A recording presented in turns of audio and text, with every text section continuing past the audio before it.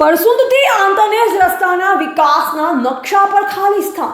પાટણ જિલ્લાના સાંતલપુર તાલુકાના અંતરિયાળ વિસ્તારનો પરસુંદથી આંતરનેજ માર્ગ રોજના વપરાશમાં છે, પણ તંત્રના નજરે અદ્રશ્ય છે. રસ્તો છે કે ખાડો એ ઓળખવાનું પણ મુશ્કેલ બની ગયું છે. અને ચોંકાવનારી વાત તો એ છે કે આ રસ્તો શરૂ થાય છે એ ગામ હાલમાં સત્તામાં બેઠેલા ધારાસભ્ય સાહેબશ્રીનું ગામ છે. પરસુંદથી આંતરનેજ સુધીના 2 કિલોમીટર સુધીના વધુનો માર્ગ ખાસ કરી ખારી નદીના પુલ વિસ્તાર બેસી ગયો છે.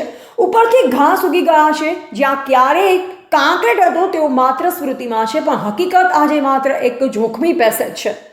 ખારી નદીમાં બનેલો પ્રવાહ બની રહ્યો છે પડછાયાની પરિભાષા. રાજસ્થાનથી આવતું પાણી, નર્મદાનું વેસ્ટેજ અને લોકોને જોડતો આ માર્ગ, જ્યાં અંધારું પડતા રસ્તો અને નદી એકરૂપ દેખાય છે. હવે રહસ્ય એ છે કે આ માર્ગ એ ધારાસભ્યના ગામનો છે, તો પણ કેમ છે દયનીય?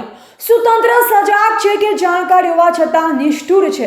અને જો આવા માર્ગો દ્રશ્ય રહેતા હોય તો વિકાસ ક્યાં દેખાશે?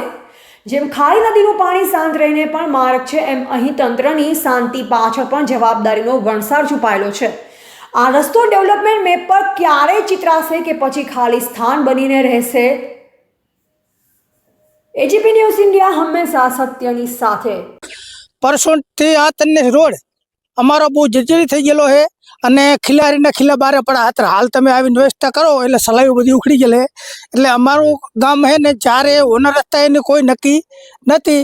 એટલે અમારી સરકારને એટલી વિનંતી છે કે આનું કામ વ્યવસ્થિત તમે ઝડપી ચાલુ કરો ને કે બહુ મોટી દુર્ઘટના થાય એવું છે, બરોબર. અને કિનાલની અમારી કોઈ વ્યવસ્થા ગામમાં નથી. વરસાદ થયેલો, બરોબર. જો વરસાદ થાય તો અમારો રોડ આખો દર્દી થઈ ગયા એમ છે ને હોનારત મોટો થાય એમ છે. આ રોડ હાથે કેટલા ગામ જોડાય? આ રોડ હાથે 4-5 ગામ જોડાયેલા છે. મધુપુરા હે, હરતાનપુરા હે, રાણીસર ને આંતરનેજ પાટણ તાલુકાના આટલા જિલ્લાના અમારા ગામ જોડાયેલા છે. બીજો કોઈ રોડ ખરી? ના, બીજો કોઈ વ્યવસ્થા નહીં. એ એક જ રોડ છે, બીજો કોઈ વ્યવસ્થા નહીં. શું માગણી? અમારી માંગણી એવી કે તાત્કાલિક રોડની અમને વ્યવસ્થા કરી દે. ને જો વરસાદ થશે તો રોડ બેસી જવાનો અને મોટી દુર્ઘટના થાય એવું છે. શું નામ તમારું? વરસંગભાઈ સંગભાઈ આંતરનેજ.